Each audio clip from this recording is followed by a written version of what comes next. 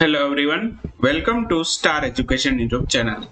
Star education YouTube ચેનલમાં આપ સૌનું ખૂબ ખૂબ સ્વાગત છે. આજનો જે વિડીયો છે એમાં આપણે ચર્ચા કરશું 30મી માર્ચના તમામ મહત્વના કરંટ અફેર. સૌથી પહેલા તો આપણી ટેલિગ્રામ ચેનલ જોઈન કરી લેજો. સ્ટાર એજ્યુકેશનની તમામ ઓફિશિયલ અપડેટ તમને ટેલિગ્રામ ચેનલમાં મળતી રહેશે. માત્ર ટેલિગ્રામમાં જઈ સર્ચ કરો સ્ટાર એજ્યુકેશન એટલે આ પ્રકારે તમને ટેલિગ્રામ ચેનલ મળી જશે. હવે આપણી એન્ડ્રોઈડ એપ્લિકેશન પણ અવેલેબલ છે. પ્લે સ્ટોરમાં જઈ માત્ર તમારે સર્ચ કરવાનું સ્ટાર એજ્યુકેશન બાય હાર્દિક છાટબાર. આ પ્રકારના લોગો વાળી આપણી ઓફિશિયલ એપ્લિકેશન તમને પ્લે સ્ટોરમાં પણ મળી જશે. અને શરૂઆતના આપણે જે કોર્સ પબ્લિશ કરેલા છે એની વિગત તમારી સામે છે. જો તમને ટ્રસ્ટ હોય મારા ઉપર અને બધા વિષય પરચેસ કરવા હોય તો આવનારા 6 મહિનાની અંદર હું તમામ સબ્જેક્ટ છે એનો અભ્યાસક્રમ પૂરો કરાવી દઈશ. અત્યારે પ્રાઇસ છે બરાબર 999 રૂપિયા રાખવામાં આવી છે બરાબર. તો આ અત્યારે કોર્સ રનિંગ છે એટલા માટે એટલી લોવેસ્ટ પ્રાઇસમાં હું તમને સેલ કરું છું બરાબર. જેવો કોર્સ પૂરો થશે એટલે આની પ્રાઇસની અંદર છે ખૂબ જ તમને વધારે ઉછાળો જોવા મળશે. ઓકે, આ ઉપરાંત ભારતનું બંધારણ છે ઓલમોસ્ટ કમ્પ્લીટ થઈ ગયેલું છે. 47 વિડીયો લેક્ચરની અંદર આખું ભારતનું બંધારણ છે કવર કરેલું છે. અને આના અંતર્ગત તમને વિડીયો ટેસ્ટ પીડીએફ મળશે. 199 રૂપિયામાં 6 મહિનાની વેલિડિટી માટે ખરીદી શકો છો બરાબર. આ બધા જ અહીંયા અભ્યાસક્રમ આપેલા છે બરાબર. એ દરેકની વેલિડિટી છે બરાબર એ 6 મહિનાની રહેશે બરાબર. જેટલા પણ અહીંયા કોર્સ આપેલા છે એ દરેક વિષયની અથવા દરેક કોર્સની વેલિડિટી છે બરાબર એ 6 મહિનાની રહેશે. કરંટ અફેર જો પરચેસ કરવું હોય તો 199 રૂપિયામાં તમને વિડીયો ટેસ્ટ અને પીડીએફ મળશે. અને તમારે જો માત્ર પીડીએફ જોઈતી હોય અંતિમ 1 વર્ષની તો એની પ્રાઇસ 99 રૂપિયા રહેશે. એમાં તમને ટેસ્ટનો ઓપ્શન ઇન્ક્લુડ નહીં થાય અને વિડીયોનો ઓપ્શન પણ ઇન્ક્લુડ નહીં થાય. વિડીયો તો તમે યુટ્યુબમાં પણ ફ્રીમાં જોતા જ હોવ છો બરાબર. એટલે જે પ્રાઇસ છે એ ટેસ્ટ અને પીડીએફની છે. તો તમારે ટેસ્ટની સાથે પીડીએફ 6 મહિના માટે જોતી હોય બરાબર, આવનારા 6 મહિના માટે બરાબર. ફેબ્રુઆરીથી ટેસ્ટનો ઓપ્શન આપણે અવેલેબલ કર્યો છે, ફેબ્રુઆરી 2022 થી. તો આવનારા 6 મહિના માટે તમારે ટેસ્ટ પણ આપવી હોય કરંટ અફેરના વિષય માટે તો તમે 199 રૂપિયા વાળો કોર્સ પરચેસ કરી શકો છો. એમાં તમને વિડીયો ટેસ્ટ અને પીડીએફ એપ્લિકેશનની અંદર ઇન્ક્લુડ કરેલા છે બરાબર. અને તમારે ખાલી પીડીએફ લેવી છે, ટેસ્ટની જરૂર નથી તમારે, તો તમે 99 રૂપિયાની અંદર છે છેલ્લા 1 વર્ષની કરંટ અફેરની પીડીએફ મંગાવી શકો છો. એમાં તમને આપણી જે ઈ મેગેઝિન આવે છે એની જ પીડીએફ મળશે બરાબર. પીડીએફ તમે ડાઉનલોડ પણ કરી શકશો, પ્રિન્ટ પણ કઢાવી શકશો બરાબર. તો આ ડાઉનલોડ કરવાનો પ્રિન્ટ કરવાનો ઓપ્શન છે તમને આપવામાં આવશે પીડીએફની અંદર. ઓકે, આ ઉપરાંત બાકીના જે વિષયો છે એમાં તમે પીડીએફ ડાઉનલોડ નહીં કરી શકો. ખાલી કરંટ અફેરના વિષયમાં જ આપણે પીડીએફ છે ડાઉનલોડ કરવાનો ઓપ્શન આપીએ છીએ. બાકીના વિષય માટે છે બરાબર તમે પીડીએફની પ્રિન્ટ પણ નહીં કાઢી શકો ને એને ડાઉનલોડ નહીં કરી શકો. એને માત્ર એપ્લિકેશનમાં જોવાની રહેશે. આ ચોખવટ પાડી દઉં. ગુજરાતી વ્યાકરણ છે એમાં તમને 99 રૂપિયામાં વિડીયો ટેસ્ટ પીડીએફ મળશે. અને કમ્પ્યુટરનો વિષય છે એમાં પણ 99 રૂપિયાની અંદર વિડીયો ટેસ્ટ અને પીડીએફ મળશે. તો આટલા સબ્જેક્ટ છે ઓલમોસ્ટ કમ્પ્લીટ થવા ઉપર છે.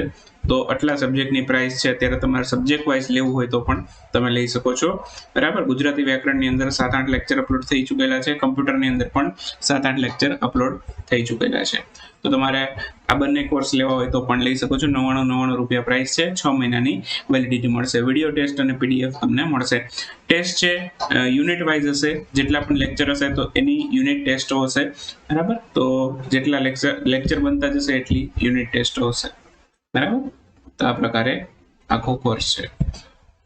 ચાલો શરૂ કરશું આપણો આજનો વિડીયો 30મી માર્ચના કરંટ અફેર. સૌથી પહેલો ક્વેશ્ચન આજના વિડીયોમાં. તાજેતરમાં યુએનઈપી દ્વારા એન્યુઅલ ફ્રોન્ટિયર રિપોર્ટ 2022 જાહેર કરવામાં આવેલું છે. આ રિપોર્ટ પ્રમાણે વિશ્વના સૌથી વધુ નોઇઝ પોલ્યુટેડ શહેર કયું બન્યું છે? તો સંયુક્ત રાષ્ટ્રનું environment programme, United Nations Environment Programme પૂરું નામ થાય યુએનઈપીનું. તો એમના દ્વારા છે એક એન્યુઅલ ફ્રોન્ટિયર રિપોર્ટ જાહેર કરવામાં આવેલો. આ રિપોર્ટ કેના રિલેટેડ છે? નોઇઝ પોલ્યુશન રિલેટેડ છે. એમાં વિશ્વનું સૌથી વધુ નોઇઝ પોલ્યુશન ધરાવતું શહેર કયું બન્યું છે? ક્વેશ્ચન એવો છે. તો વિશ્વનું સૌથી વધુ નોઇઝ પોલ્યુશન ધરાવતું શહેર બન્યું છે ઢાકા. ઢાકા આવેલું છે બાંગ્લાદેશની અંદર બરાબર. તો બાંગ્લાદેશનું ઢાકા છે બરાબર એ વિશ્વનું સૌથી વધુ નોઇઝ પોલ્યુશન ધરાવતું શહેર બન્યું છે બરાબર. અને ત્યાં નોઇઝ પોલ્યુશન કેટલું છે? તો નોઇઝ પોલ્યુશન ત્યાં છે 119. WHO એવું કહે કે 70 dB જેટલું નોઈસ છે બરાબર એ માનવના કાન સહન કરી શકે એનાથી વધારે જો હોય બરાબર તો એ આપણા માટે નુકસાનકારક છે બરાબર આવું કેવું છે WHO. હવે બીજી વાત કરીએ તો આની અંદર બીજા ક્રમ ઉપર કોણ છે તો બીજા ક્રમ ઉપર આપણું ભારતનું એક શહેર છે ઉત્તર પ્રદેશમાં આવેલું છે એનું નામ છે મુરાદાબાદ. ઉત્તર પ્રદેશનું મુરાદાબાદ છે બીજા ક્રમનું સૌથી મોટું અવાજ પ્રદૂષણ ધરાવતું શહેર છે. ત્રીજા ક્રમ ઉપર પાકિસ્તાનની રાજધાની છે ઇસ્લામાબાદ બરાબર ત્યાં જે અવાજનું લેવલ છે બરાબર એ કેટલું છે 105 dB. મુરાદાબાદની અંદર 114 dB છે બરાબર અને બાંગ્લાદેશનું જે ઢાકા છે ત્યાં 119 છે સૌથી વધારે છે. ઓકે વિશ્વના સૌથી શાંત શહેરોની વાત કરું તો એમાં ક્રમશઃ ઇરબિડ પહેલા ક્રમે છે, લિયોન બીજા ક્રમે છે, મેડ્રિડ છે બરાબર એ ત્રીજા ક્રમે છે અને સ્ટોકહોમ છે એ ચોથા ક્રમ ઉપર છે.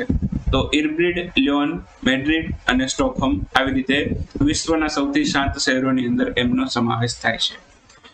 બાકી વાત કરું તો ભારતના સૌથી વધુ અવાજ પ્રદૂષણ ધરાવતા શહેરોની વાત કરીએ તો એમાં એક તો પહેલા નંબરનું તો આપણને ખબર જ છે મુરાદાબાદ ઉત્તર પ્રદેશનું, ત્યારબાદ બીજા ક્રમ પર કોલકાતા છે, ત્રીજા ક્રમ ઉપર આસનસોલ છે, ચોથા ક્રમ ઉપર જયપુર ને પાંચમા ક્રમ ઉપર દિલ્હી આવે છે બરાબર. ક્વેશ્ચન એવું પૂછે કે ભારતની રાજધાની દિલ્હી કેટલામા ક્રમ ઉપર છે પાંચમા ક્રમ ઉપર છે યાદ રાખજો.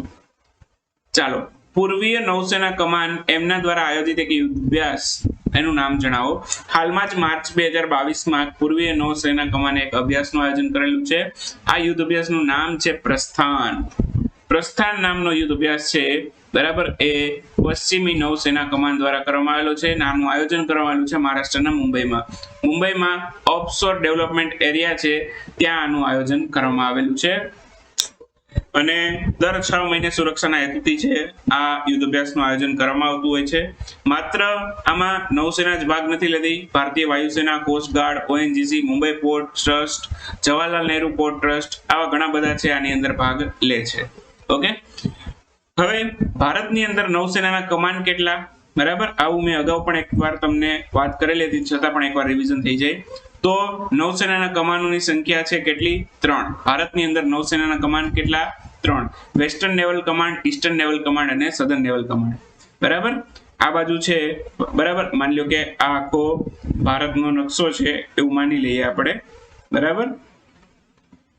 માની લેવાનું છે તમારે કે આ ભારતનો નકશો છે. ઓકે તો આ બાજુનો જે પાર્ટ છે બરાબર આ છે વેસ્ટર્ન નેવલ કમાન્ડ. આટલો જે પાર્ટ છે એ છે વેસ્ટર્ન નેવલ કમાન્ડ બરાબર. આ છે ઈસ્ટર્ન નેવલ કમાન્ડ બરાબર અને અહીં નીચેનો જે ભાગ આવેલો છે આટલો બરાબર એ છે સધર્ન નેવલ કમાન્ડ. હવે તમે જો દરિયો છે એ આટલા ભાગમાં જ આવેલો છે, ઉપરના ભાગમાં દરિયો નથી.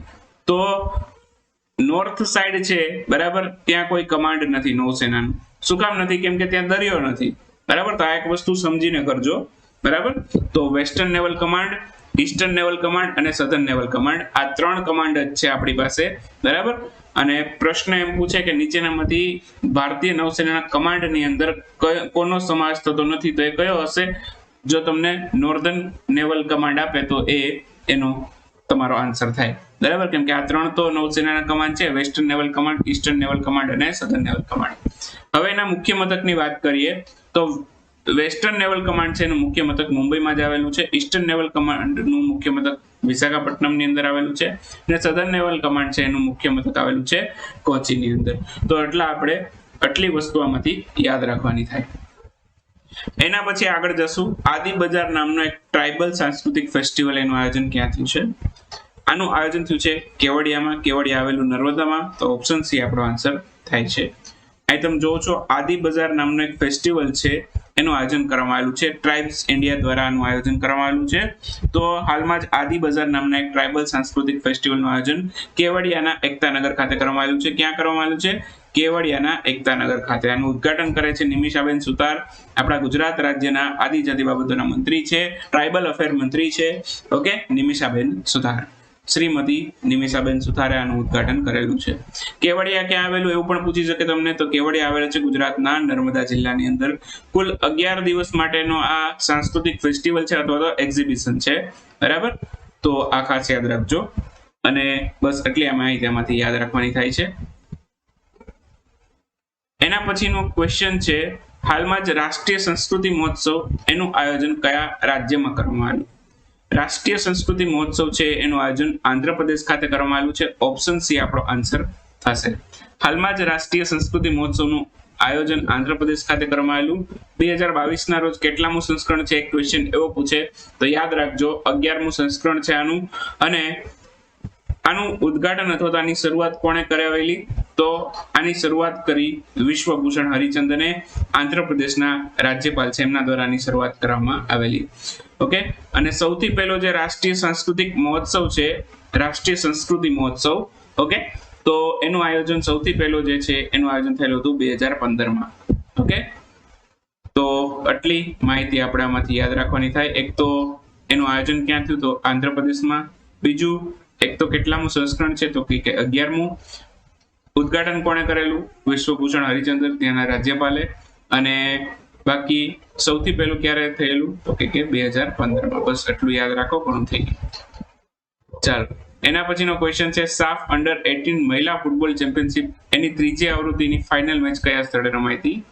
તો લાસ્ટ ફાઇનલ મેચ રમાઈ હતી ઝારખંડ ખાતે, બરાબર, અને વિજેતા બન્યું આપણું ભારત, બરાબર. તો હાલમાં જ સાફ અંડર 18 ફૂટબોલ ચેમ્પિયનશિપ નું આયોજન છે ઝારખંડના JRD ટાટા સ્પોર્ટ્સ કોમ્પ્લેક્સ ખાતે કરવામાં આવેલું છે. ભારતીય મહિલા ટીમ આમાં વિજેતા બની છે.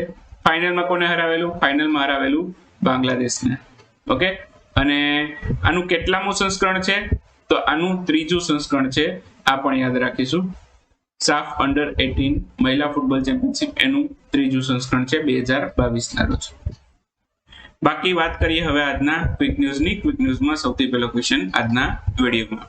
હાલમાં જ કેન્દ્ર સરકારે પ્રધાનમંત્રી ગરીબ કલ્યાણ અન્ન યોજના એને કેટલા મહિના માટે એક્સટેન્ડ કરી છે? તો આ જે યોજના છે એને 6 મહિના માટે એક્સટેન્ડ કરવામાં આવી છે. તો આન્સર આવશે 6 મહિના. હાલમાં જ છે Swiss open super 300 badminton tournament, આનું ટાઇટલ કોણે જીતેલું છે? તો સ્વિસ ઓપન બેડમિન્ટન ટુર્નામેન્ટ છે 2022 ની જે ટુર્નામેન્ટ છે એનું ટાઇટલ PV સિંધુએ જીતેલું છે. તો આન્સર આવશે PV સિંધુ. પુરસેલા વેંકટ સિંધુ આ એમનું પૂરું નામ છે. ચલો, એક પ્રશ્ન તમારા માટે. PV સિંધુ એમણે સમર ઓલિમ્પિક જે થઈ હતી ટોક્યો ખાતે એમાં કયો મેડલ મેળવેલો છે? આનો આન્સર તમારે મને આપવાનું છે કોમેન્ટની અંદર, બરાબર. હાલમાં જ સ્ટોકહોમ વોટર પ્રાઇઝ 2022 થી કોને સન્માનિત કરવામાં આવ્યું છે? તો સ્ટોકહોમ વોટર પ્રાઇઝ 2022 થી સન્માનિત કરવામાં આવ્યું છે પ્રોફેસર એમેરેટસ વેલ્ફ્રેડ બ્રુસેટર્સને. હાલમાં જ મહાત્મા ગાંધીની પૌત્રી જેમનું નામ છે સુમિત્રા ગાંધી કુલકર્ણી, એમણે એક પોર્ટલ લોન્ચ કર્યું, એનું નામ જણાવો. પોર્ટલનું નામ છે મોદી સ્ટોરી. હવે આ ક્વેશ્ચન રિવર્સમાં પણ પૂછી શકે કે આ મોદી સ્ટોરી નામનું પોર્ટલ કોણે લોન્ચ કરેલું? તો યાદ રાખવાનું સુમિત્રા ગાંધી કુલકર્ણી, જે મહાત્મા ગાંધીના પૌત્રી છે, બરાબર. તો આ પણ યાદ રાખીશું. ચાલો, એના પછીનો ક્વેશ્ચન છે ઈશાન મંથમ નામનો ફેસ્ટિવલ છે એનું આયોજન કયા સ્થળે કરવામાં આવેલું છે? તો આનું આયોજન કરવામાં આવ્યું છે નવી દિલ્હી ખાતે, અને આનું ઉદ્ઘાટન કરેલું આપણા સાંસ્કૃતિક મંત્રી જી કિશન રેડ્ડીએ. હાલમાં જ અરેબિયન ગ્રાન્ડ પ્રિક્સ નું ટાઇટલ કોણે જીતેલું? ગ્રાન્ડ પ્રિક્સ ની વાત આવે એટલે લુઈસ હેમિલ્ટન અથવા તો મેક્સ વેસ્ટરપન, મોટે ભાગે બે ખેલાડીઓ પ્રખ્યાત હોય, બરાબર. તો આનું ટાઇટલ જીતેલું મેક્સ વેસ્ટરપન, તો આન્સર આવશે મેક્સ વેસ્ટરપન. હાલમાં જ રોબર્ટ અબેલા એ કયા દેશના નવા પ્રધાનમંત્રી તરીકે બીજી વખત ચૂંટાયા? તો માલ્ટાના પ્રધાનમંત્રી તરીકે બીજી વખત ચૂંટાયા. એમની પાર્ટીનું નામ છે લેબર પાર્ટી, એ પણ આપણે યાદ રાખીશું. તો વિડીયો આજનો એ સમાપ્ત થાય છે. મળશું આવતીકાલે 31મી માર્ચના વિડીયોમાં. ત્યાં સુધી રજા લેશું. આવજો, બાય બાય, ગુડ નાઇટ, શુભરાત્રી. Thank you for watching Star Education. અને બીજું એપ્લિકેશનની લિંક ડિસ્ક્રિપ્શનમાં છે, તો ત્યાંથી પણ તમે એપ્લિકેશન ડાઉનલોડ કરી શકો છો.